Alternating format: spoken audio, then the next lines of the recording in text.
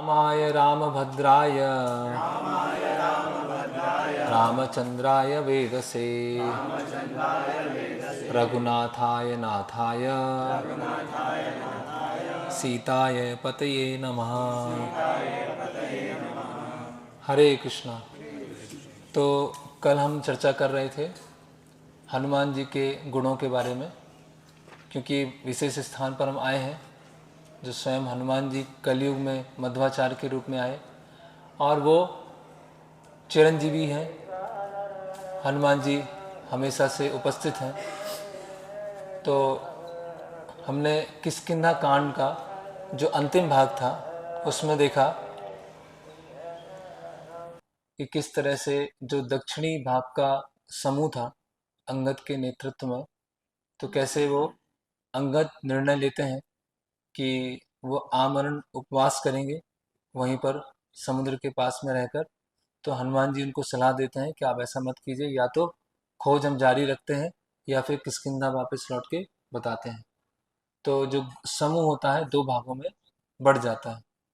लेकिन बाहर से कोई विपत्ति आती है, जब संपाति नाम के जो गिद्ध होते हैं वो जब सारे वानरों को देखते हैं कि आज मुझे खाना मिल गया, तो संपाति वहां पर आते हैं और अंगद क्या है भगवान राम का गुणगान कर रहे होते हैं वहां पर, और जटायु का नाम लेते हैं। जिस किस तरह से जो पशु होते हैं पक्षी होते हैं वो भी भगवान राम से प्रेम करते हैं, और जटायु ने भी भगवान राम के लिए अपने प्राण त्याग दिए। तो जब ये सुनते हैं तो संपाति क्या हो जाते हैं, उनको एक उत्सुकता आती है और पूछते हैं कि क्या हुआ, कैसे मित्रता हुई, क्यों उन्होंने प्राण त्यागे। तो पूरी बात बताते हैं और उसके पश्चात संपाति बताते हैं कि मैंने भी कुछ समय पहले एक भयानक विशाल का राक्षस को देखा था जो एक स्त्री को ले जा रहा था। अब वो जो स्त्री है वो जोर जोर से पुकार रही थी, हा राम हा लक्ष्मण, है ना।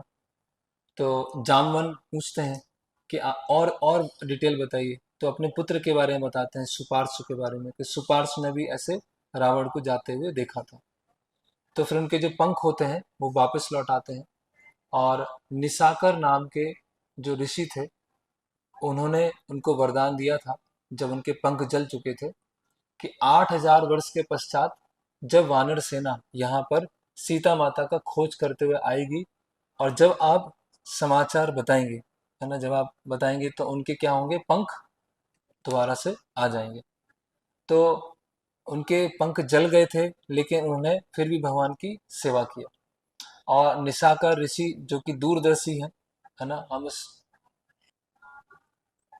तो निशाकर नाम के जो ऋषि थे, हाँ, वो तुरंत भी उनको पंख प्रदान कर सकते थे, लेकिन उन्होंने कष्ट स्थिति में रखा। कष्ट की स्थिति में सीताराम का स्मरण करना अधिक अच्छा है, बजाय पंख दोबारा मिल जाए और वो इंद्र तृप्ति में लग जाए।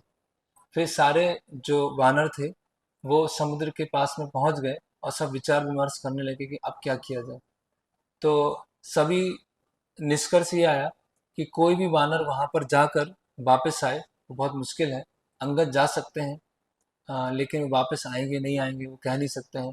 या जो जामवन है वो 21 बार परिक्रमा लगा चुके हैं त्रिविक्रम अवतार में, वामन अवतार में, लेकिन वो भी अभी वृद्ध हो गए हैं। तो हनुमान जी को सब, विशेषकर जामवन जी, उनको ये सारा स्मरण दिलाते हैं, और उनका जन्म कैसे हुआ था वो स्मरण दिलाते हैं, उनको क्या क्या शक्तियां प्राप्त हुई हैं वो स्मरण दिलाते हैं, और हनुमान जी क्या हो जाते हैं, तैयार हो जाते हैं। तो यहाँ तक हमने देखा था। तो आज का हम जो सुंदरकांड प्रारंभ करेंगे ये बहुत महत्वपूर्ण है। तो इसको हम सुंदरकांड को अलग अलग स्तर पर समझ सकते हैं, अलग अलग स्तर पर हम कई शिक्षाओं को ले सकते हैं। तो पहला ये है कि जो सीता देवी हैं वो एक जीव को प्रतिनिधित्व कर रही हैं, और जब जीव है भगवान से स्वतंत्र होकर कुछ भोग की इच्छा करना चाहता है, तो सीता देवी ने स्वर्ण मृग को देखा, और स्वर्ण मृग को देखने के बाद सीता देवी क्या हो गई, उनसे आकर्षित हो गई, और उन्होंने भगवान राम को कहा कि मुझे ये स्वर्ण मृग चाहिए। तो लक्ष्मण जी ने वहां बताया था कि ये राक्षस है, ये मारीच है ना। तो क्योंकि जब वो मृग वहां से घूम घूम रहा था, तो मृग क्या होता है, बहुत सॉफ्ट, टिमिड, है ना, बहुत डर जाता है तुरंत, ऐसा पशु है। लेकिन जब हिरण वहां से घूम रहा था तो जंगल के जितने पशु पक्षी थे वो सब वहां से भाग गए थे, है ना। जबकि हिरण के आने से कोई भागता नहीं है, तो लक्ष्मण जी ने वहां पर उनको आ, सब एक चेतावनी दी थी। तो सीता माता को वो हिरण चाहिए। उसी तरह से जब जीव होता है, भोग करने का इच्छा करता है, तो भगवान उससे क्या चले जाते हैं, दूर चले जाते हैं। तो भगवान राम क्या हो गए, दूर चले गए। और जो रावण है, जो हमारे बद्ध मन का प्रतिनिधित्व करता है, तो जैसे ही जो सोल है वो भोग करने का प्रयास करती है, उसी समय जो हमारा बद्ध मन होता है वो सोल को कैप्चर कर लेता है, सोल का अपहरण कर लेता है, और सोल को कहाँ पे रख देता है, लंका रूपी शरीर में जाके उसको रख देता है। तो सीता देवी को लंका रूपी शरीर में रख दी। और जब सोल जो है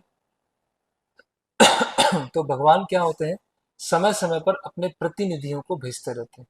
तो हनुमान जी जो है वो गुरु है, गुरु का रोल निभा रहे हैं।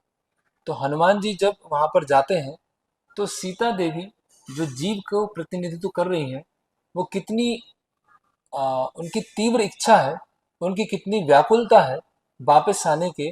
अगर वो गुरु उस व्याकुलता को देखते हैं, तो उस संदेश को भगवान तक ले जाते हैं, और उस संदेश को भगवान तक ले जाने के पश्चात भगवान उस जीव को लेने के लिए दोबारा पूरा प्रयास से यहाँ पर आते हैं।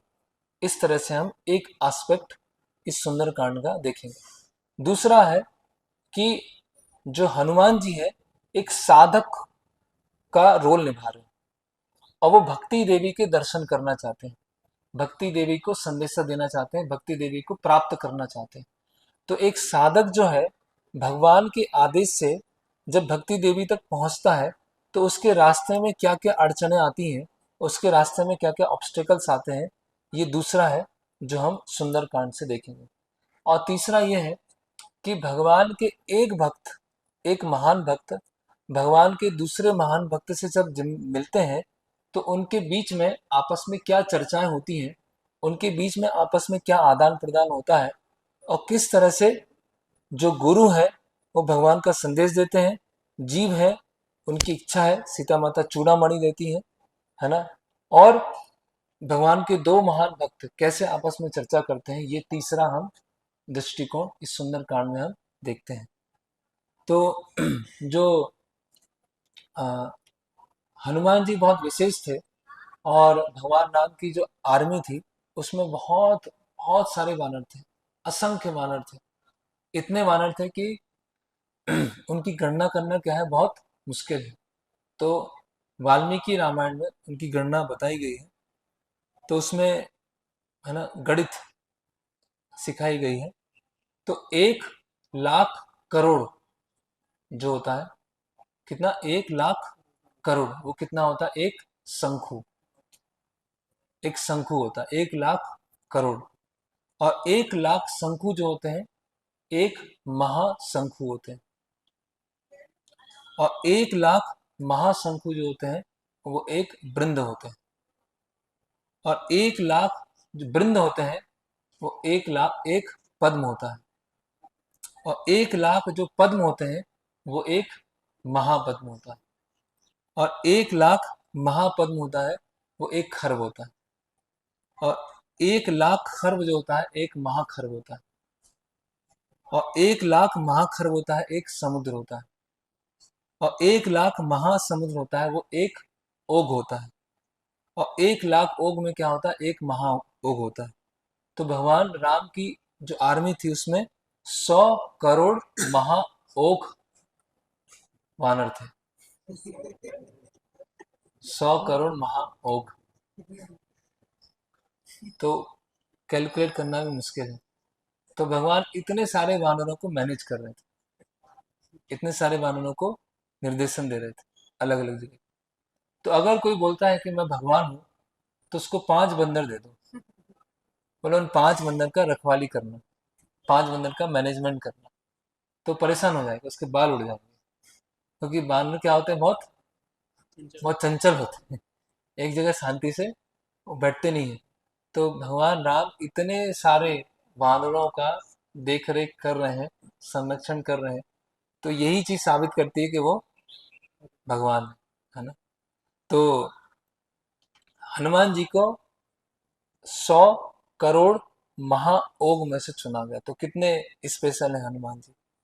तो हनुमान जी क्या करते हैं, महेंद्र पर्वत पे पहुंच चुके हैं, और महेंद्र पर्वत के पास पे पहुंचने के बाद थोड़ा इधर उधर घूमते हैं कि मैं कहाँ से अभी छलांग लगाऊंगा, है ना। अपना जो बल है उसको तैयार करते हैं, कमर कसते हैं, और सबसे पहले क्या करते हैं, सा सूर्याय महेंद्राय पवनाय स्वयंभुवे भूते भया भया कृत्वा चकारंगमने मतिम। तो वो पूर्व दिशा में अपना मुख करते हैं और सभी को प्रणाम करते हैं। किनको? सूर्यदेव, वायुदेव, ब्रह्मा और सभी देवी देवता। तो उनके गुरु हैं, है ना। एक तरह से वायुदेव हैं, सूर्यदेव हैं, उनके गुरु हैं। तो कोई भी कार्य प्रारंभ करने से पहले हमें जो गुरु हैं उनका स्मरण करना चाहिए। तो गुरु का स्मरण करके ही हरि गुरु वैष्णव तीनेर स्मरण, तीनेर स्मरण होए विघ्न विनाशन, है ना। अनायासे पावे निज वांछित पूर्ण। तो गुरु का स्मरण करना बहुत जरूरी है कि गुरु के निमित्त होकर ये हम कार्य करने जा रहे हैं। हम इंडिपेंडेंटली कोई कार्य करने नहीं जा रहे। इसीलिए हनुमान जी क्या है, एक विनम्रता, है ना, प्रदर्शित कर रहे हैं कि गुरु को प्रणाम कर रहे हैं, है ना। और फिर उनका जो साइज होता है वो बहुत बढ़ जाता है। जो महेंद्र पर्वत है वो हिलना चालू हो जाता है, और जो वहाँ पर जो वन में बहुत सारे पुष्प लगे हुए हैं वो पुष्प टूटना चालू हो जाते हैं, और जो पहाड़ होते हैं उनमें से पानी निकलना चालू हो जाता है। और हनुमान जी जोर से चिल्लाते हैं, है ना, और छाती पे ऐसे ऐसे हाथ मारते हैं, है ना। और वहाँ पे जो सांप होते हैं उनके मुख से डर के मारे विष छोड़ देते हैं, है ना।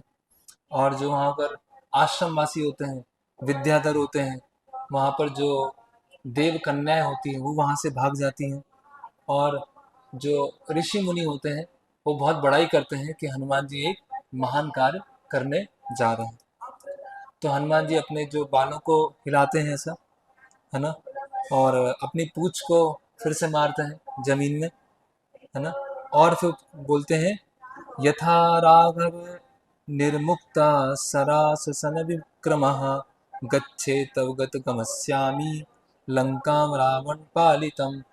तो जिस तरह से भगवान राम अपना बाण छोड़ते हैं, और बाण छोड़ने के बाद वो जो तीर होता है अपने गंतव्य तक जाता है, अपना निशाना पूरा करके आता है और वापस आता है, और भगवान राम के तर्कस में वापस चला जाता है। उसी तरह से हनुमान जी क्या सोच रहे हैं कि मैं एक इंस्ट्रूमेंट हूँ, मैं उपकरण हूँ, भगवान राम का उपकरण हूँ, जो भगवान राम ने छोड़ा है, और छोड़ने के बाद वो अपने निशाने तक जाएगा, और निशाने के जाने के बाद वापस आएगा और तर्कस में वो लग जाएगा। तो हनुमान जी को बिल्कुल भी क्या है, प्राइड नहीं है। हनुमान जी क्या है, एक परफेक्ट जो इंस्ट्रूमेंट होता है, परफेक्ट जो उपकरण होता है, उस तरह से वो कार्य कर रहे हैं। तो देखिए, एक बड़ा कार्य करने के लिए क्या क्या आवश्यक है कि वहां पर बहुत सारे वरिष्ठ भक्त, बहुत सारे वैष्णव खड़े हुए हैं जो प्रार्थनाएं कर रहे हैं। क्या बोल रहे हैं कि हमारे प्राण जो है आपके साथ में जा रहे हैं, हमारी जो प्रार्थना है आपके साथ में है। इस तरह से वो सारे भक्त हैं वो प्रार्थनाएं कर रहे हैं, और हनुमान जी हैं अपने जो गुरु हैं उनको प्रणाम कर रहे हैं। और हनुमान जी क्या विचार कर रहे हैं कि मैं भगवान राम का एक परफेक्ट इंस्ट्रूमेंट बन जाऊं, उनके एक तीर के समान बनूं। जैसे उनका तीर है, भगवान राम की इच्छा से जाता है और भगवान राम की इच्छा से वापस आता है। तो कोई भी हम कार्य कर रहे हैं, हमारे पीछे कोई है, हमारे ऊपर कोई है, और हम भगवान की इच्छा को पूरा करने के लिए आगे बढ़ रहे हैं। तो अगर हमारे पीछे कोई नहीं है या हमारे ऊपर कोई नहीं है तो वो हम कार्य नहीं कर पाएंगे, हमारे अंदर अहंकार आ जाएगा। जैसे प्रभुपाद जी बोलते हैं कि मेरे पास में क्या है, बैकडोर की है ना, मैं पीछे के दरवाजे से आपको ले जा सकता हूँ। तो इस तरह से हनुमान जी बता रहे हैं कि इस तरह से बड़ा कार्य किया जाता है। फिर हनुमान जी बोलते हैं कि अगर सीता देवी लंका में नहीं होंगी, अगर स्वर्ग में भी होंगी, तो मैं स्वर्ग जाके उनको लेके आ जाऊंगा, है ना। और जब तक सीता देवी को वापस लेके नहीं आऊंगा तब तक मेरा जो पर्पस है वो पूरा नहीं होगा। तो वाल्मीकि मुनि बोलते हैं कि हनुमान जी ने इसको प्रतिज्ञा लिया कि मैं जाऊंगा और सीता देवी को स्वयं वापस लेकर आऊंगा। लेकिन जब हनुमान जी वहां पर जाते हैं तो सीता देवी वापस आने के लिए मना कर देते हैं। क्यों मना कर देते हैं? सीता देवी बोलती हैं कि मैं किसी जब मैं यहाँ से अपहरण करके लेके आई थी तो रावण ने मेरा स्पर्श किया था, लेकिन मैं नहीं चाहती कि मैं दोबारा किन्हीं अन्य पुरुष को स्पर्श करूं। और दूसरा कारण क्या है कि भगवान राम स्वयं यहाँ पर आए और रावण है राक्षसों को मारे, जिससे उनका गुणगान हो, उनकी महानता बढ़े, है ना। तो इस तरह से हनुमान जी वहां पर जाते हैं और अपने प्रयोजन को परिवर्तित कर देते हैं, है ना। तो हनुमान जी एक प्रतिज्ञा लेके गए कि मैं सीता देवी को वापस लेके आऊंगा, लेकिन सीता देवी की इच्छा से उन्होंने अपनी प्रतिज्ञा को परिवर्तित भी कर दिया।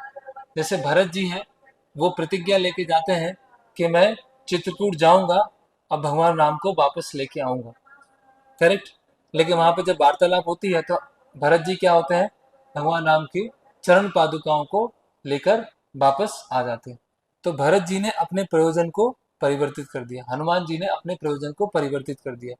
तो भक्त जब कोई सेवा करते हैं और सेवा करने के लिए जब आगे बढ़ते हैं, एक विचार करते हैं कि मैं इस तरह सेवा करूंगा, लेकिन अगर भगवान की इच्छा के कारण, गुरु की इच्छा के कारण या किन्हीं वरिष्ठ भक्ति की इच्छा के कारण उसको परिवर्तित करना भी पड़े, तो हमें उसको परिवर्तित करने का, उसके लिए हमें तैयार होना चाहिए। क्योंकि अंततः क्या है, भक्ति क्या है, जो गुरु है और भगवान को प्रसन्न करना है।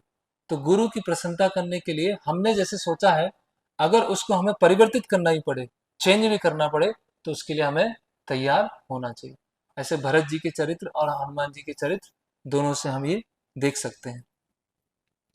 तो हनुमान जी महेंद्र पर्वत पर खड़े हो जाते हैं और जैसे गरुड़ जी में शक्ति होती है, गरुड़ जी के पंख में शक्ति होती है, उसी तरह से हनुमान जी छलांग लगाने के लिए तैयार होते हैं। और जैसे ही वो छलांग लगाते हैं तो हवा के वेग से क्या होते हैं, वहां पर आ, जो पेड़ होते हैं, है ना, पौधे होते हैं, वो ऐसे खींचे खींचे चले जाते हैं वायु के प्रभाव से, वो इस तरह से वो खींचे चले जाते हैं। और हनुमान जी अपनी जो बाहु है ऐसे फैला लेते हैं। तो जिस तरह से एक सांप होता है जिसके 5 मुख होते हैं, तो सांप का मुख क्या होता है, पूरा ऐसे फैला होता है। उसी तरह से हनुमान जी ने अपने दोनों हाथों को ऐसे फैला के रखा।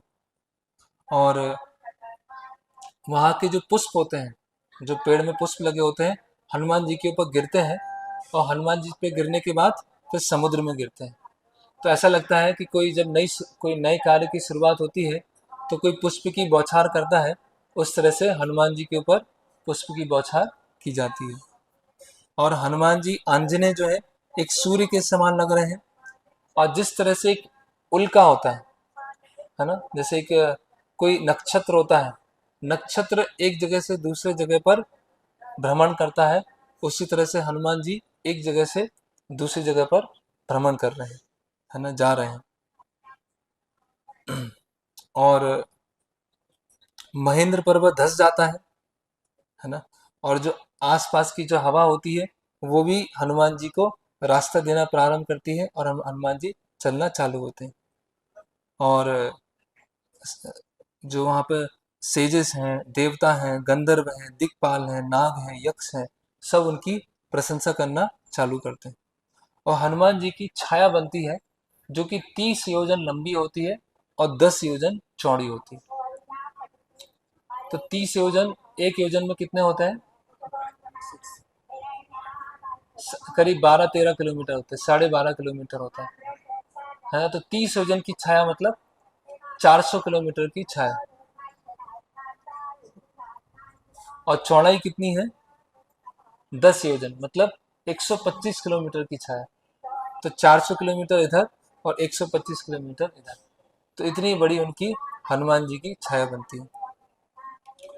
तो हनुमान जी उड़ान भरते हैं, चलते जाते हैं, चलते जाते हैं, चलते जाते हैं, और कहाँ पहुँचते हैं, समुद्र के थोड़ा आगे काफी कुछ वो पार कर लेते हैं। तो समुद्र देव जो होते हैं, तो समुद्र देव का जो निर्माण है वो किन्होंने किया था, राजा सगर के 60,000 पुत्रों ने मिलकर समुद्र देव का निर्माण किया था। और राजा सगर कौन है? इक्ष्वाकु वंश के राजा हैं। और इक्ष्वाकु वंश में ही कौन है? भगवान राम है। और भगवान राम की सेवा करने के लिए हनुमान जी निकले हुए हैं। तो जो समुद्र देव होते हैं वो विचार करते हैं कि इक्ष्वाकु वंश के राजाओं ने ही हमारा निर्माण किया है और उनके कार्य के लिए उनके सेवक जा रहे हैं, इसीलिए हमें क्या करना चाहिए? कुछ सेवा करनी चाहिए, ऐसा वो विचार करते हैं। और वहां पर एक पर्वत होते हैं जिनका नाम होता है मैनाक पर्वत। तो मैनाक पर्वत क्या होता है कि पूर्व काल में जो पर्वत होते हैं उनके पंख होते हैं, है ना? तो पंख आने के कारण क्या होते हैं, कभी कभी जो पर्वत होते हैं वो नुकसान भी पहुंचा देते हैं। तो जो इंद्र होते हैं अपने वज्र के प्रभाव से उन पर्वतों को, उनके पंख हैं वो काटना चालू कर देते हैं। तो मैनाक पर्वत क्या होते हैं, भागते भागते भागते समुद्र के पास में आते हैं और जो वायुदेव होते हैं उनको शरण देते हैं। वायुदेव बोलते हैं कि आप चिंता मत करो, मैं आपको शरण देता हूँ, आप इस समुद्र में रहिए, है ना? और इंद्र आपको परेशान नहीं करेंगे। तो मैनाक पर्वत की भी इच्छा होती है कि वायुपुत्र कौन है? हनुमान जी। तो वायु देव की वजह से ही मैनाक पर्वत के पंख जो हैं बचे रहे, है ना? तो वायु, तो मैनाक पर्वत भी स्वयं सेवा करना चाहते हैं और समुद्र देव भी सेवा करना चाहते हैं, दोनों सेवा करना चाहते हैं। तो समुद्र देव बोलते हैं मैनाक पर्वत को, क्यों आप अपना जो शिखर है उसको ऊपर ले लीजिए। तो जो मैनाक पर्वत है वो समुद्र में से बाहर निकलते हैं, अपने शिखर को ऊपर कर लेते हैं, है ना? और वहां पर जो समुद्र देव है वो प्रार्थना करते हैं कि आप भगवान राम की सेवा के लिए निकले हैं तो थोड़ा सा आप विश्राम कर लीजिए, है ना? थोड़ा सा आप रेस्ट कर लीजिए। तो हनुमान जी क्या करते हैं, सम्मान देने के लिए, मैनक पर्वत को सम्मान देने के लिए जो पर्वत का शिखर होता है उस पर पैर रखते हैं, थोड़ा सा ऐसे घिसते हैं और फिर निकल जाते हैं, फिर आगे बढ़ जाते हैं, है ना? तो जो मैनाक पर्वत होते हैं बहुत प्रसन्न होते हैं, समुद्र देव भी प्रसन्न होते हैं कि ये अपने लक्ष्य की पूर्ति करने के लिए, लक्ष्य को पूर्ण करने के लिए बहुत ही क्या है, उत्साही है ना? बहुत आगे बढ़ना चाहते हैं। तो साधक के जीवन में जो सबसे पहला ऑब्स्टेकल आता है, सबसे पहले जो बाधा आती है वो आता है आराम करने की प्रवृत्ति, शिथिलता, कॉम्प्लेसेंसी, है ना? कि जो साधक होता है जब भक्ति करना चालू करता है और कुछ समय आगे बढ़ता है तो आगे बढ़ने के बाद क्या होता है, उसे ऐसा लगता है कि अभी मैं थोड़ा सा आराम कर लेता हूँ, है ना? थोड़ा मैं शिथिल हो जाता हूँ, बहुत सेवा कर लिया है ना? बहुत यात्राएं कर ली हैं, बहुत श्लोक याद कर लिए हैं, साधना कर ली है, अब तो मुझे सब आता है, इसीलिए मुझे बहुत अधिक प्रयास करने की आवश्यकता नहीं है, अभी मैं शिथिल हो जाता हूँ। तो इनिशियली हम साधना में बहुत उत्साही होते हैं, सेवा में बहुत उत्साही होते हैं, फिर धीरे धीरे धीरे धीरे क्या होता है, शुरुआत के समय में हम भागवतम क्लास में कभी नहीं सोते हैं, है ना? या जब करते समय नहीं सोते हैं, लेकिन जैसे जैसे समय आगे बीतता है तो जब में भी धीरे धीरे सोना चालू कर देते हैं, भागवतम क्लास में भी धीरे धीरे सोना चालू कर देते हैं, क्योंकि जो शुरुआत का जो उत्साह था, जो एक फ्रेशनेस था, उसको हम अनुभव नहीं कर पाते, उसको हम फील नहीं कर पाते। और फिर हम देखते हैं कि अब तो मुझे कोई पूछ ही नहीं रहा है। शुरुआत में जब मंदिर आता था तो सब पूछते थे कितनी माला हुई, कितना रीडिंग हुआ, कितना सेवा किया, लेकिन अभी क्या है, अब तो कोई पूछता ही नहीं है ना? जैसे क्या होता है, कभी कभी जैसे कोई गधा होता है तो जोर से आवाज निकालता है ना? डहचू डहचू डहचू से जोर से आवाज निकालता है। तो जोर से जब बोलता है तो सब उसको साथ में आवाज निकालते हैं। तो वो साथ वाले होते हैं वो चले जाते हैं। तो जब गधा सोचता है कि अब तो मेरी आवाज कोई कुछ सुन ही रहा है, तो धीरे धीरे ढैचू ढैचू ढैचू वो अपनी आवाज निकालना शांत हो जाता है ना? तो उसका उत्साह क्या हो जाता है, कम हो जाता है। तो इसीलिए अगर पानी रुका हुआ है, जैसे पानी कहीं रुका हुआ है तो क्या हो जाएगा उसका? खराब हो जाएगा। लेकिन नदी का पानी कैसा होता है? हमेशा प्रवाहमान होता है, हमेशा चलता रहता है, चलता रहता है। तो ये क्या है? कृष्णा कॉन्शियस मूवमेंट है। कृष्णा कॉन्शियसनेस मूवमेंट, हरे कृष्णा मूवमेंट है। तो इस मूवमेंट में जो चल रहा है वो हमेशा क्या रहेगा? उत्साही रहेगा। और जो एक जगह रुक गया तो क्या होगा? वो फिर वो धीरे धीरे सड़ना चालू हो जाएगा। जैसे पानी है, एक जगह रुका हुआ है, तो उसमें क्या हो जाएगा? धीरे धीरे माइक्रोब्स आ जाएंगे, धीरे धीरे सड़ना चालू हो जाएगा। तो इसलिए रुकना नहीं है। हनुमान जी का गंतव्य क्या है? अंततः सीता माता की खोज करना। उनका ये नहीं कि शिथिल हो जाना या आराम करना। तो ऐसे ही हम सब ब्रह्मचारी आश्रम में हैं। तो ब्रह्मचारी आश्रम की शुरुआत के समय में बहुत भाग दौड़ करना है, तपस्या करना है ना, सेवा करना है, एकदम शेड्यूल पक्का है। लेकिन जब आश्रम में रहते हुए थोड़ा समय बीत जाता है, और थोड़ा समय बीतने के बाद हमें एक स्वतंत्रता मिल जाती है, एक हमें इंडिपेंडेंस मिल जाती है। और वो इंडिपेंडेंस मिलने के बाद फिर हमें ऐसे क्लोजली बहुत कोई ऑब्जर्व नहीं कर रहा होता। ऊपर ऊपर से देखने वाले होते हैं, लेकिन क्लोजली ऑब्जर्व नहीं करते। तो उस समय हमारी परीक्षा आती है कि वो जो हमें स्वतंत्रता मिली है, ये जो हमें समय दिया जा रहा है, उसका हम सदुपयोग कर रहे हैं, उसके लिए हम सेवा कर रहे हैं, उसके लिए हम योजना बना रहे हैं कि नहीं कर रहे हैं, या फिर आराम से बस, है ना, मॉर्निंग प्रोग्राम हुआ, प्रसाद लिया, अपना रेस्ट कर रहे हैं, थोड़ा बहुत जो सेवा हुआ, है ना, उतना किया। बाकी इतना अपने आप को पुश करना, है ना, अपने आप परिश्रम करना, है ना, अपने कंफर्ट से निकल कर सेवाओं के लिए प्रयास करना, ये हम कर रहे हैं कि नहीं कर रहे। जैसे कि एक पहाड़ी पे कोई व्यक्ति चढ़ रहा है, और पहाड़ी पर जैसे एवरेस्ट है, एवरेस्ट की हाइट कितनी है? 8 किलोमीटर जो चढ़ते हैं, 8 किलोमीटर। तो कोई अगर चढ़ रहा है तो चढ़ते चढ़ते चढ़ते कहाँ पहुंच गया? 4 किलोमीटर पे पहुंच गया। तो उसने सोचा कि मैं 4 किलोमीटर तो तय कर दिया, 4 किलोमीटर बचा हुआ है, तब थोड़ा सा क्या करते हैं, थोड़ा सा रेस्ट कर लेते हैं, थोड़ा सा आराम कर लेते हैं। अब तो मैं सीनियर बन गया हूँ, अब तो सीनियर डिवोटी की श्रेणी में आ गया हूँ, ब्राह्मण दीक्षा भी हो गई मेरी। तो जो नए लोग हैं वो तो अभी 100 मीटर चले हैं, 200 मीटर चले हैं, मैं तो 4 किलोमीटर चल चुका हूँ। तो थोड़ा रेस्ट कर लेता हूँ। तो रेस्ट करेंगे तो क्या होगा? अपने आप ऊपर चढ़ जाएंगे या अपने आप नीचे आ जाएंगे? अपने आप नीचे आ जाएंगे। तो पतन, किसी का पतन होना बहुत आसान है, वो रुक जाए बस, भक्ति में आग जाके रुक जाए बस।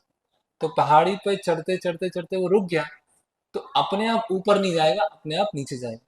उसी तरह से भक्ति में हम आगे बढ़ते बढ़ते बढ़ते बढ़ते एक जगह रुक गए, शिथिलता आ गई, युक्त वैराग्य के नाम पर हम कंफर्ट में चले गए।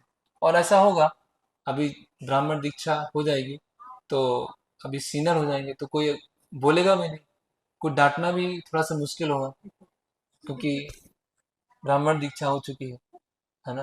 कंफर्ट भी मिलेगा, सुविधाएं भी मिलेंगी। अभी उन सुविधाओं का उपयोग हम भगवान की सेवा में कर रहे हैं कि नहीं कर रहे? ऐसा होगा जैसे सुग्रीव के साथ में हुआ। तो सुग्रीव, बाली ने इतना खदेड़ा, इतना खदेड़ा, इतना खदेड़ा कि सुग्रीव पूरा डर डर के वहां पर रहते थे, ऋषिमुख पर्वत पर। तो वहां पर जब भगवान राम और लक्ष्मण जब आ रहे थे, तो सुग्रीव क्या हो जाते हैं, एकदम से डर जाते हैं, और एकदम से डर के क्या करते हैं, अरे पता नहीं बाली ने तो को नहीं भेजा है, बाली तो वेश बदल के नहीं आ गया, ऐसे हमेशा डरते रहते हैं। तो जब बाली का वध हो जाता है, तो बाली का वध होने के बाद क्या होता है, उनको पूरा किष्किंधा का राज्य मिल जाता है। तो इतने समय तक तपस्या वाला जीवन रहा, इतने समय तक, है ना, एकदम सरल जीवन, और ऐसे छुप छुप के रहे, अभी उनको पूरा राज्य मिल गया। और राज्य मिलने के बाद क्या हुआ, वो पूरे तरह से भोग में चले गए। तो कंफर्ट ब्रिंग्स कॉम्प्लेसेंसी। जैसे कंफर्ट मिलेगा, ऐसे हम देखते हैं बाग बाजार मंदिर में हुआ। तो बाग बाजार मंदिर में क्या हुआ, भक्ति सिद्धांत महाराज बोलते थे कि जब सुविधाएं बहुत कम थी, लक्ष्मी बहुत कम थी, तो सब बहुत क्या थे, एकदम बहुत स्पिरिट में थे, बहुत सारी सेवाएं करना है ना। और जब पूरा मंदिर बन गया, कक्ष बन गए, तो सब क्या है, अपना अपना आराम ढूंढ रहे हैं कि ये मेरा कक्ष होगा, ये मेरा कक्ष होगा। तो इसीलिए एक होता है बर्डन ऑफ लव, एक होता है बर्डन ऑफ बीस्ट, है ना, बर्डन ऑफ लव और बर्डन ऑफ बीस्ट। तो जैसे एक स्त्री है, वो स्त्री ने बहुत सारे आभूषण पहने, तो वो आभूषण जो है वो उन स्त्री को कैसे लगेंगे, अच्छे लगेंगे ना। वो आभूषण को उतारना नहीं चाहेंगे, है ना, वो पहन के रखना चाहेंगे। तो कैसा बर्डन है वो, प्रेम युक्त भार हो। एक माँ है, अपने बच्चे को हमेशा गोद में ली है या अपने बच्चे का लालन पालन कर रही है, तो बच्चा उस माँ के लिए क्या है, कैसा भार है, प्रेम, बर्डन ऑफ लव। तो गुरु के जो हमको भार दे रहे हैं, जो हमको जिम्मेदारी दे रहे हैं, है ना, जो हमको ओवरलोड कर रहे हैं, वो क्या है, बर्डन ऑफ लव है। तो उसको बर्डन ऑफ लव समझकर कि हमें इतना भार दे दिया गया, इतना सेवाओं के तले दबा दिया गया, और इतना हम प्रेशर फील कर रहे हैं, तो प्रेशर कैसा है, वो प्रेम युक्त है कि जो गुरु ने हमें प्रदान किया है। तो इसीलिए हमें कार्यों में फिर दीर्घ सूत्री नहीं होना, है ना। जब आराम करने की प्रवृत्ति आती है, तो क्या हो जाते हैं, फिर दीर्घ सूत्री हो जाते हैं। इसीलिए प्रभुपाद जी क्या बोलते हैं कि भक्ति क्या है, लेजी और क्रेजी लोगों के लिए नहीं है। जो आश्रम है वो लेजी और क्रेजी लोगों के लिए नहीं है। लेजी मतलब तमोगुणी, और क्रेजी मतलब पागल। वो भी वो भी दोनों ही दोनों तमोगुणी क्या है, तमोगुण की वो है। तो प्रभुपाद जी उदाहरण देते हैं कि एक पक्षी है, वो उड़ते उड़ते उड़ते उड़ते आकाश में पहुंचता है, और आकाश में पहुंचने के पश्चात क्या करता है, पंख चलाना बंद कर देता है। और जैसे ही पंख चलाना बंद करता है, तो क्या होगा, वो नीचे आएगा। वो अपने आप को मेंटेन नहीं कर पाएगा। अगर उसको मेंटेन करना है तो क्या करना पड़ेगा, पंख चलाते रहना पड़ेगा। अगर वो पंख चलाना बंद कर दिया तो मेंटेन भी नहीं कर पाएगा, और उड़ना है तो क्या करना पड़ेगा, और जोर से पंख चलाना पड़ेगा। तो मेंटेन करने के लिए भी हमें एक्टिव रहना पड़ेगा, और अगर हमें और ऊपर उड़ना है और आगे जाना है, तो पंख क्या है, जोर से चलाने पड़ेंगे। तो इसीलिए आ, ये हमें आराम में नहीं जाना है। ऐसा होता है जब आश्रम में या गृहस्थ भक्त हैं, तो ऐसा देखा जाता है कि बहुत समय के पश्चात जब काफी टाइम निकल जाता है, तो व्यक्ति एकदम क्या हो जाता है, सुस्त सुस्त से हो जाते हैं एकदम। ऐसा लगता है कि सतोगुण में आ गए, लेकिन वो सतोगुण नहीं होता है, वो क्या है, तमोगुण होता है। कि शुरुआत में क्या करते थे, बहुत भागते दौड़ते थे, तो देखो ये तो रजोगुणी प्रभु जी हैं। अब क्या, भागना दौड़ना बंद कर दिया है, अपना बस सात्विक तरीके से काम करते हैं। तो ये क्या है, एक बहुत बड़ी बाधा है, वो है शिथिलता। भक्ति में शिथिलता है। तो हनुमान जी ने क्या किया, उस शिथिलता को करने के लिए क्या किया, रेस्ट ने लिया, और उनका गोल पूरा नहीं हुआ अभी। 4 किलोमीटर दूरी तय करना हम मेरा गोल नहीं था। मुझे सुख सुविधाएं मिल जाएंगी, वो मेरा गोल नहीं था। मुझे ब्राह्मण दीक्षा मिल जाएगी, वो मेरा गोल नहीं है। गोल क्या है, अंततः कृष्ण प्रेम तक पहुंचना। उसके लिए मैं बहुत पीछे हूँ। जैसे समुद्र में हम कल गए थे, तो समुद्र कितना अथाह है। हमने बोट लिया और बोट लेकर हम 1 किलोमीटर आगे चले गए, और कुछ लोग तट पे खड़े हुए हैं और कुछ लोग 1,000 किलोमीटर दूर हैं। तो हमें कहाँ देखना चाहिए?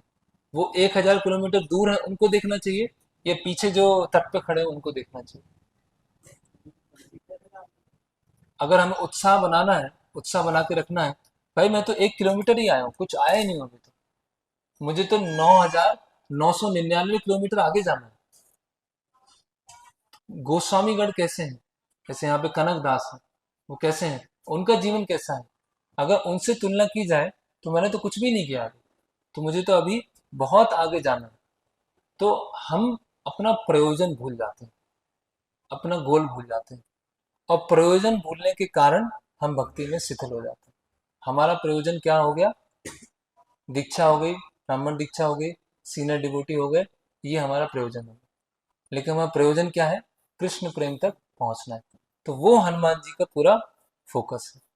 तो पहली ऑब्स्टिकल कैसे पार किया? सम्मान दे दिया, मैनाक पर्वत को टच किया और वहां से निकले, है ना। फिर आगे क्या होता है? हनुमान जी फिर आगे बढ़ते हैं, तो नागों की माँ, इसका नाम है सुरसा। तो नागों जो माँ है, सुरसा को भेजते हैं, और सुरसा अपना रूप बदल के वहां पर आती है, और हनुमान जी के मार्ग में ऐसे मुंह फाड़ के वहां पर खड़ी हो जाती है, और सुरसा बोलती है कि जो भी इस मार्ग से निकलता है वो मेरे मुख में प्रवेश करता है, तो मेरे मुख में प्रवेश किए बिना तुम आगे नहीं जा सकते। तो हनुमान जी बोलते हैं कि मैं बहुत एक महत्वपूर्ण कार्य से निकला हूँ, जब ये कार्य पूरा हो जाए तब मैं भगवान राम को संदेशा दूंगा, और संदेशा देने के बाद यहाँ पे आऊंगा और आपके मुख में प्रवेश करूंगा। तो सुरसा बोलती है, पागल समझाएंगे कि पहले लंका जाएंगे फिर किष्किंधा जाएंगे, वापस आके मुख में प्रवेश करेंगे, तो ऐसा तो कुछ होने नहीं वाला। तो सुरसा बोलती है कि अभी मुख में प्रवेश करना पड़ेगा। तो सुरसा 20 योजन का मुख खोलती है, तो हनुमान जी 30 योजन का मुख खोल देते हैं। सुरसा 40 योजन का मुख खोलती है, तो हनुमान जी 50 योजन का खोल देते हैं। सुरसा अपना हाँ साइज बढ़ा देते हैं। तो सुरसा होती है 60 योजन का खोलती है, तो हनुमान जी क्या करते हैं? 70 योजन साइज बढ़ा देते हैं। तो सुरसा क्या करती है? 100 योजन मुख बढ़ा देती है। तो हनुमान जी क्या होते हैं? छोटे से बन के अंदर जाते हैं और बाहर आ जाते हैं। तो सुरसा को बोलते हैं, देखो आपने ये बोला था ना मुख के अंदर जाना है, तो मैं मुख के अंदर गया और बाहर आ गया, तो हो गया, अब मुझे जाने दो।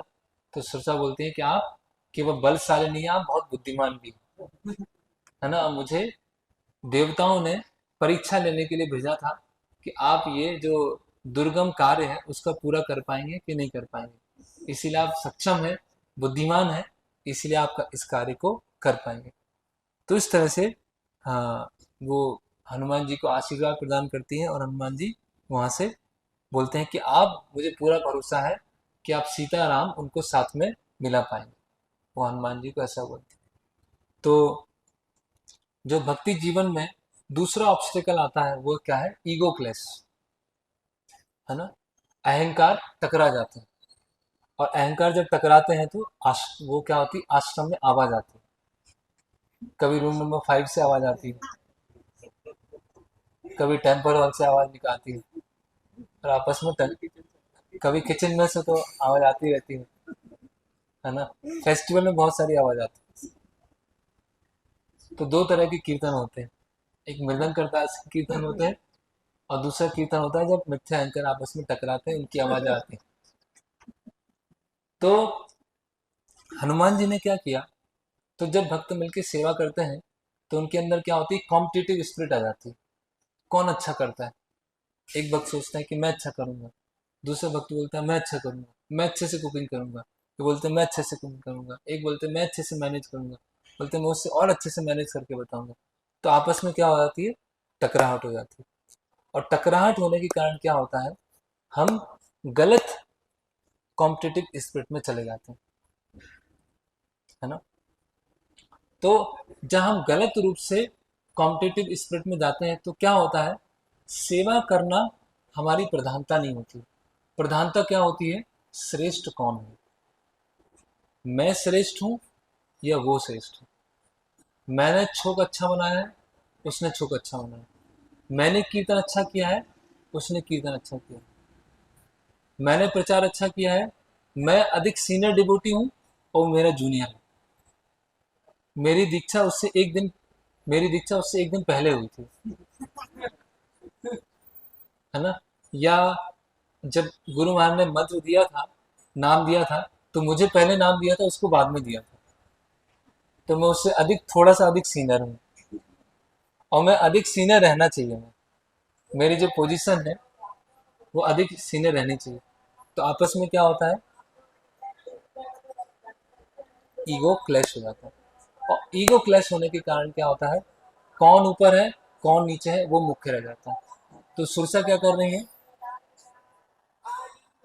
मैं श्रेष्ठ, हनुमान जी मैं श्रेष्ठ, सुरसा मैं और श्रेष्ठ, हनुमान जी मैं और श्रेष्ठ, सुरसा बोलती मैं और श्रेष्ठ, तो हनुमान जी और अधिक श्रेष्ठ, तो सुरसा बोलती मैं और अधिक श्रेष्ठ, तो हनुमान जी क्या करते हैं, छोटे हो जाते हैं, अब मुख में जाते हैं, अब वापस आ जाते हैं।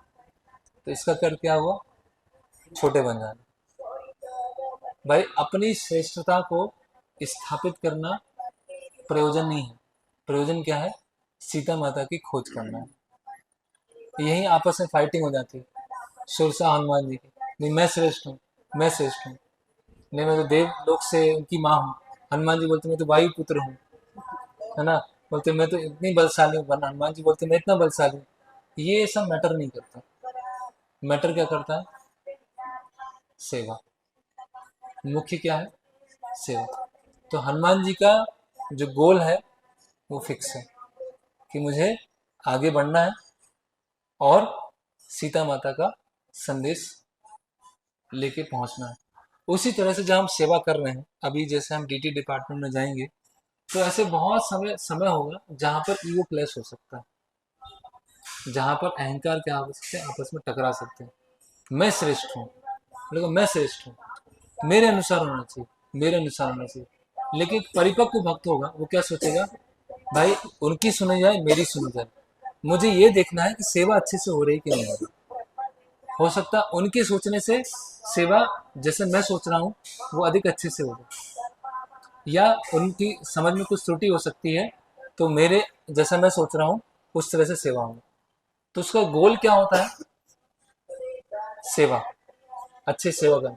तो ये बहुत महत्वपूर्ण है हमें जानना, क्योंकि जो ब्राह्मण है उनका एक आदर्श चरित्र होना चाहिए, है ना। आवाज बहुत तेज हो गई।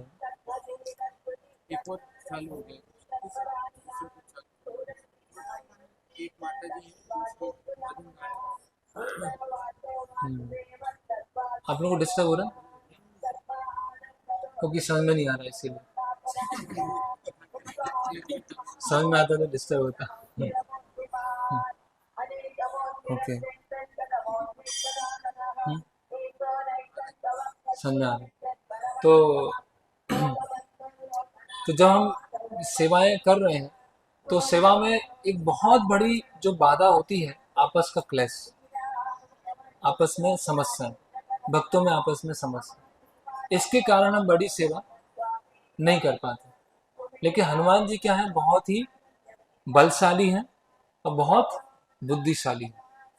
हनुमान जी जानते हैं कि जिस प्रयोजन के लिए मुझे भेजा गया है उस प्रयोजन को मुझे करना है, मुझे यहाँ पे डिस्ट्रैक्ट नहीं होना है, मुझे डाइवर्ट नहीं होना है। इसीलिए जब हम सेवा कर रहे हैं, मान लीजिए हमारे राजभोग बनाने की सेवा है, या हमारी कोई पुजारी सेवा, या हमारी कॉलेज में जाके प्रीच करने की सेवा है, तो ऐसे बहुत सारे डिस्ट्रैक्शन आएंगे कि हमें अलग अलग भक्तों से कोऑर्डिनेट करना होगा, अलग अलग डिपार्टमेंट से कोऑर्डिनेट करना होगा, और उसमें क्या होगा, खींचातानी होगी।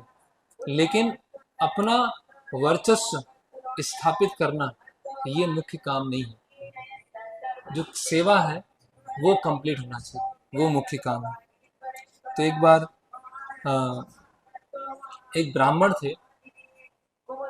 जिनकी ब्राह्मण दीक्षा हो चुकी थी। तो बहुत ही स्ट्रिक्ट ब्राह्मण थे, नियम में एकदम पक्का, गायत्री में एकदम पक्का, आचमन में एकदम पक्का, शुचि मुचि में एकदम पक्का। और उनको अपने जो पक्कापन का अहंकार था। तो वो जो ब्राह्मण थे, एक बार दिन में सो रहे थे, उनकी गायत्री का समय आ गया। और गायत्री का समय क्या हो रहा था, वो निकला जा रहा था। तो एक व्यक्ति होता है, वो आता है और ब्राह्मण को उठाता है, उठो उठो, सो रहे हो। तो ब्राह्मण उठ जाते हैं, बोले "अच्छा, धन्यवाद, आपने मुझे उठा दिया, नहीं तो मेरे गायत्री का समय चला जाता"। तो ब्राह्मण बोलते हैं आप कौन हो जो आप मुझे उठा दिए। बोले मैं कली पुरुष हूँ। तो ब्राह्मण चकित हो जाता है कि कली पुरुष तो धर्म के विरुद्ध काम करवाता है, उसने मुझे गायत्री के लिए उठा दिया, ऐसे कैसे हो गया, तो ये आप कैसे काम कर रहे हैं। तो कली पुरुष बोलता है कि आपको अपने जो ब्राह्मणत्व है उस पर बहुत अहंकार है। तो अगर आपकी एक गायत्री छूट जाती तो आप विलाप करते, विलाप करते तो आप विनम्र हो जाते, विनम्र हो जाते तो आपकी प्रगति हो जाती, तो आपकी प्रगति रुक जाए, इसीलिए मैंने आपको उठा दिया जिससे आप समय पे गायत्री कर सकें। तो इसलिए क्या हो जाता है, ये जो ईगो क्लैश होता है, अहंकार की भावना होती है, उससे हम प्रयोजन को भूल जाते हैं। तो एक बार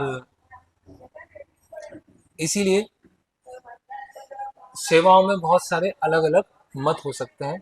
सब मतों को सामंजस्य करके अच्छे से सेवा कैसी की जाए वो हमें जानना चाहिए। तो एक बार क्या हुआ, गिरिराज महाराज और भवानंद प्रभु के बीच में चर्चा चल रही थी कि कृष्ण बलराम एक ही है या अलग अलग है। तो गिरिराज महाराज और भवानंद प्रभु प्रभुपाद जी के पास पहुंचे और बोलते हैं कि प्रभुपाद कृष्ण बलराम दोनों एक ही हैं। प्रभुपाद बोले कि हाँ हाँ दोनों एक ही हैं, बोले उनके रंग में अंतर है, एक श्याम रंग के हैं और एक श्वेत रंग के हैं। प्रभुपाद बोले हाँ बिल्कुल सही है। तो कुछ समय के बाद यमुना माता जी आते, बोलते हैं कि कृष्ण बलराम तो अलग अलग है। तो प्रभुपाद बोले हाँ अलग अलग है। तो बोले कि जो कृष्ण है वही राधा रानी के साथ लीलाएं करते हैं, बलराम जी तो नहीं करते हैं। प्रभुपाद जी बोले हाँ बिल्कुल सही है, कृष्ण बलराम कृष्ण ही लीला करते हैं, तो दोनों अलग अलग है। तो तमाल कृष्ण महाराज वहां बैठे हुए थे। तो प्रभुपाद जी बोलते हैं कि अभी थोड़ी देर पहले जब गिरिराज महाराज आए तो उनसे आपने बोला कि कृष्ण बलराम एक ही है, और थोड़े समय बाद वो माता जी हमने बोला कृष्ण बलराम अलग है, तो दोनों दोनों कैसे सही हो सकता है। तो प्रभुपाद बोले कि हाँ सही बात है, दोनों सही कैसे हो सकता है। तो डिफरेंसेस है ओपिनियन, दोनों मत सही हो। तो कोई सेवा करना चाह रहा है, तो कोई बोल रहा है नहीं प्रभु इस तरह से सेवा करते हैं, कोई बोल रहा है नहीं प्रभु इस तरह से सेवा करते हैं। अभी दोनों का पर्सनल टेस्ट हो सकता है, एक का फ्लेवर कुरुक्षेत्र वाला फ्लेवर और एक का फ्लेवर वृंदावन वाला फ्लेवर। तो एक थोड़ा मार धाड़ में ज्यादा, है ना, थोड़ा एग्रेसिव तरीके से मार धाड़ में ज्यादा विश्वास करते हैं, और एक थोड़ा शांति से सेवा करते रहते हैं। तो दोनों के अलग अलग स्वाद हो सकते हैं, और दोनों क्या हो सकते हैं, सही हो सकते हैं। उनमें फिलोसफिकल डिफरेंस नहीं है, कार्य की प्रणाली में अंतर हो सकता है। तो जहाँ की कार्य की प्रणाली में अंतर है वहां क्या होना चाहिए, कोई बात नहीं, आप ठीक है, आप आपकी तरह से सेवा करें, कोई समस्या नहीं। तो इस तरह से ईगो क्लैश नहीं होगा। ईगो क्लैश क्या होता है, इसका एक कारण और है, क्यों हम अपनी प्रभुत्व जताना चाहते हैं, क्यों अपनी हम सुपीरियरिटी को जताना चाहते हैं, क्यों अपने आप को ऊपर रखना चाहते हैं, क्या कारण है? संतुष्टि संतुष्टि मिलती, कौन नेम फेम, दास को भूल जाते हैं, हम आगे क्यों निकलना चाहते हैं। वही जो कृष्ण बनने की इच्छा है वही हमें खुशी में प्रकट हो रही है। कृष्ण बनने की इच्छा है यहाँ प्रकट हो रही है। भौतिक जगत में क्या होता है, भौतिक जगत में क्या है, कई बार पहले ही उदाहरण बताया है, 100 सीट है और 10,000 लोग एग्जाम दे रहे हैं। जब 10,000 लोग एग्जाम देंगे और 100 सीट है तो क्या होगा, स्पर्धा होगा ना। मैं पहले ले लूं, मैं पहले ले लूं, मैं आगे निकल जाऊं, मैं आगे निकल जाऊं, ऐसा होगा ना। इसीलिए क्या होता है, अगर कोई आगे निकलता है तो उसको देख के क्या होता है, द्वेष आता है कि वो कैसे आगे निकल गया। हरे कृष्ण। तो हम देखते हैं कि द्वेष है या ईगो क्लैश होता है, उसका मुख्य कारण ये है कि हम ये सोचते हैं कि जो भौतिक जगत में हमारी जो मानसिकता होती है कि एक एग्जाम है, उसमें 100 सीट है और एग्जाम देने वाले हैं 10,000 लोग, तो 10,000 लोगों को 100 सीट भरनी है। तो अगर कोई हमसे आगे निकलता हुआ दिखाई देता है तो हमें क्या लगता है, कहीं मैं पीछे ना रह जाऊं। लेकिन आध्यात्मिक जगत में क्या है, अगर 10,000 लोग खड़े हैं तो 10,000 सीट है। अगर कोई हमसे आगे निकल गया और आगे निकल के उसको एक सीट मिल गई तो हमारी सीट फिर भी खाली है वहां पर। अगर मान लीजिए हम में से कोई भक्त है जो हमारे बाद में आए, कोई भक्त, और वो भक्ति अच्छे से कर रहे हैं और इतना अच्छे से कर रहे हैं कि बहुत अधिक उसका अवसर है कि वो हमसे आगे निकल कर भगवत धाम चले जाएं, हो सकता है हम इस जन्म में नहीं जा पाए, तो हमें प्रसन्नता होनी चाहिए।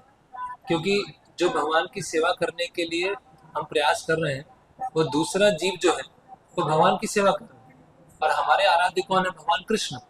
तो भगवान कृष्ण की सेवा करने के लिए दूसरा जीव अच्छे से सेवा कर रहा है तो हमें प्रसन्नता होना चाहिए। अगर वो आगे निकल भी गया तो ऐसा नहीं कि हमारी जगह घेर लेगा और हमारी सीट पे बैठ जाएगा। अभी बस में 60 सीट है तो 60 लोग बैठ पाएंगे, तो क्या होगा कि अगर 80 लोग खड़े हैं तो धक्का मुक्की करके क्या करेंगे, सीट पे बैठना चाहेंगे। लेकिन आध्यात्मिक जगत में ऐसा नहीं है। अगर हमने इस चीज को समझ लिया, ये बहुत महत्वपूर्ण प्रिंसिपल है, अगर हमने इसको समझ लिया कि जितने जीव हैं उन सब जीवों के साथ भगवान का व्यक्तिगत संबंध है और उस व्यक्तिगत संबंध को अन्य कोई दूसरा जीव रिप्लेस नहीं कर सकता, उसको बदल नहीं सकता। हर जीव भगवान का दास है और एक विशेष प्रकार से भगवान की सेवा कर रहा है। और कोई भगवान की प्रत्यक्ष रूप से सेवा कर रहा है, कोई दास दासानुदास के रूप में सेवा कर रहा है, कोई दास दासानुदास के रूप में सेवा कर रहा है। तो हर जीव का फिक्स स्थान है। तो मान लीजिए 2 भक्त हैं जो दोनों समकक्ष हैं और अच्छे से सेवा कर रहे हैं, लेकिन उनमें से एक भक्त है जो आगे जा रहे हैं और बहुत अच्छे से सेवा कर रहे हैं, उनको आगे बढ़ाया जा रहा है और धीरे धीरे धीरे धीरे आगे बढ़ रहे हैं। तो अन्य भक्त के मन में द्वेष नहीं आना चाहिए। क्यों नहीं आना चाहिए, कि भाई उनकी भी जगह सुरक्षित है और मेरी भी जगह सुरक्षित है। अगर मैं आगे सेवा करूंगा तो मैं भी आगे आगे बढ़ पाऊंगा। तो इसीलिए हमें अपनी सुप्रीमेसी जो प्रभुत्व है उसको स्थापित करने का प्रयास नहीं करना चाहिए। हमें एक परिपक्व तरीके से इस डिसीजन पे आना चाहिए कि इस सेवा करने के लिए कौन बेस्ट है, ये भक्त बेस्ट है, ये भक्त बेस्ट है, ये भक्त बेस्ट है, ये मुझे आता है। तो जो उसमें से बेस्ट सेवा कर सकते हैं या मिलके सेवा कर सकते हैं उसमें हमें आगे बढ़ना चाहिए। तो और एक परिपक्वता क्या होती है कि एक भक्त को हम्बल पोजीशन ले लेना चाहिए। अगर 2 भक्तों में क्लैश हो गया, एक भक्त ने बोला ठीक है मेरी गलती, ओके, शांत हो गया, अभी सेवा करते, कोई दिक्कत, हाँ मेरी वजह से गलती हुआ, मैं लेट आया या मैंने इन्फॉर्म नहीं किया, अपनी गलती मान लो, हम्बल पोजीशन ले लो, बात खत्म। आर्ग्यूमेंट होते इसीलिए, एक बोल रहा है नहीं ऐसे ऐसे हुआ था, एक बोल रहा नहीं वो ऐसे हुआ था, नहीं तुमने ऐसा नहीं बोला, वो नहीं आपने ऐसा नहीं बोला, बोले मेरी गलती। अगर जब कॉन्फ्लिक्ट हो और दोनों में से एक ने बोल दिया कि नहीं मेरी गलती है, कॉन्फ्लिक्ट रिजॉल्व, कॉन्फ्लिक्ट खत्म, कोई मीटिंग नहीं होगी, resolution dissolution no solution, Prabhupada बोले, है ना। तो एक अगर भक्त बोल दे कि मेरी गलती है तो वहां पर सब कुछ सॉल्व हो जाएगा। लेकिन ये बोलना कि मेरी गलती है, यही ये नहीं बोलना हमारी सबसे बड़ी गलती है। क्योंकि हमारा जो अहंकार है वो टकराता है। जबकि जो महान भक्त होते हैं वो उनकी गलती होती नहीं है, फिर भी उस चीज को स्वीकार करते हैं कि मेरी गलती। जैसे हम देखते हैं भागवतम में धृतराष्ट्र और गांधारी, जब विदुर जी पूरा तीर्थ यात्रा करके आते हैं और धृतराष्ट्र को संदेश सुनाते हैं और ऐसा लताड़ते हैं, इतना डांटते हैं, तो धृतराष्ट्र क्या होते हैं, अगले दिन गांधारी के साथ चले जाते हैं। और युधिष्ठिर महाराज अपने जो सुबह के जो कार्यक्रम होते हैं उसको करके आते हैं और आने के बाद देखते हैं कि धृतराष्ट्र अपने कक्ष में नहीं है, माता गांधारी नहीं है। तो युधिष्ठिर महाराज क्या विचार करते हैं, सोचिए, युधिष्ठिर महाराज की सोच देखिए। वो ये विचार नहीं करते अरे मैंने तो अच्छे से रखा, कहाँ चले गए, पता नहीं क्या है, बात ही नहीं सुनते हैं, अपनी मर्जी करते हैं। मैं तो कितने अच्छे से देखभाल करता हूँ, मैंने तो हर चीज का ध्यान रखा, उनके पुत्रों ने तो मेरे साथ ऐसा किया, फिर भी मैं ध्यान रख रहा हूँ, फिर भी वो चले गए। ये क्या एटीट्यूड है, हम सही हैं, सामने वाला गलत है, जो युधिष्ठिर महाराज नहीं कर रहे हैं। युधिष्ठिर महाराज क्या सोच रहे हैं, क्या मेरे देख रेख में कुछ कमी हो गई इसलिए वो चले गए, मैंने उनके पुत्रों को मारा, प्रिय पुत्रों को मारा, हो सकता है वो स्मरण आया उनको, उससे दुखी होकर चले गए, या मैंने कुछ नेग्लेक्ट किया उसकी वजह से चले गए। तो एक जो भक्त होता है वो ये सोचता है कि मेरी तरफ से क्या गलती हुई है, उसको ठीक करने का प्रयास किया जाए। और अगर मेरी तरफ से गलती नहीं हुई तो भी वो विचार करता है कि नहीं, मेरे में कुछ कमी हो गई होगी इसीलिए समस्या है। लेकिन जिनके अंदर अहंकार होता है वो क्या सोचते हैं कि मैं तो अच्छे से कर रहा हूँ लेकिन सामने वाले अच्छे से नहीं कर रहे। जैसे एक कॉमन समस्या होती है कांग्रीगेशन भक्तों में कि मंदिर में अगर कुछ हो गया, कुछ प्रसाद नहीं हुआ, प्रसाद टाइम पे नहीं हुआ, या प्रसाद नहीं मिला, या कुछ क्लैश हो गया, तो मंदिर आना बंद कर देते हैं। ये कॉमन समस्या है और हर मंदिर में है। तो अगर कोई परिपक्व होंगे तो क्या सोचेंगे कि भाई मेरे में कुछ त्रुटि हो सकती है, मेरी सोच में गलती हो सकती है, हो सकता मैंने सही से नहीं किया, या मैंने पहले गलत किया था, उस समय मुझे रिजल्ट नहीं मिला, उस गलती का अभी मुझे फल मिल रहा है। तो मैं जानने का प्रयास करूं कि मैनेजमेंट में ऐसा क्यों हुआ, जानने का प्रयास करूं कि प्रसाद की व्यवस्था में ऐसा क्या हुआ, उनका पक्ष भी सुनने का प्रयास करूं। क्यों मैं अपने पक्ष को सर्वे सर्वा समझ रहा हूँ, मैं अपने पक्ष को संपूर्ण समझ रहा हूँ, उसकी वजह से क्या हो गया, अहंकार में क्लेश हो गया, और क्लेश होने की वजह से जो हम महान कार्य करने निकले हैं वो छूट जाएगा। और ऐसा होता है हम भक्ति में आए हैं, शुद्ध भक्त बनना चाहते हैं, शुद्ध भक्ति के रास्ते पे चल रहे हैं, हमें गुरु महाराज ने आश्रय प्रदान किया है, दीक्षा प्रदान की है, सब है, सब कुछ बढ़िया है, सब कुछ परफेक्ट है, प्रभुपाद जी के परफेक्ट, ऑल परफेक्ट इंस्ट्रक्शन है, महाराज का गाइडेंस है, वरिष्ठ भक्तों का मार्ग निर्देशन है, सब कुछ परफेक्ट है। लेकिन फिर भी अपने संकीर्ण बुद्धि के कारण, ईगो के कारण, अपनी एक मन में बनाई हुई असंतुष्टि के कारण हम क्या कर देते हैं, रास्ते को छोड़ देते हैं। तो हनुमान जी ने क्या किया, इसीलिए हनुमान जी क्या है, सर्वश्रेष्ठ सेवक है। भाई मैं छोटा हूँ, सुरसा से मैं छोटा हूँ, मान लिया मैं छोटा हूँ, मुख में गया वापस आ गया, मैं आपके सामने बड़ा हो जाता और सेवा रुक जाती तो क्या होता, भगवान राम खुश हो जाते कि देखो मैं सुरसा से बड़ा हूँ, मैंने सिद्ध करके बता दिया। ये इतना मैटर नहीं करता। तो हनुमान जी ने दूसरा ऑब्स्टेकल जो है ईगो क्लैश, उसको कैसे पार किया, विनम्रता से, और शिथिलता को कैसे पार किया, बस उसको सम्मान देने के लिए स्पर्श किया और प्रयोजन को याद रखते हुए आगे बढ़े। तो इस तरह से हनुमान जी ने दो बाधाओं को पार किया। अगली बाधा क्या होती है उसको हम कुछ समय के बाद देखेंगे। हरे कृष्णा। भगवान श्री रामचंद्र की जय, श्री राम। श्रीपाद मध्वाचार्य की, हनुमान जी की, गौर प्रेमानंदे।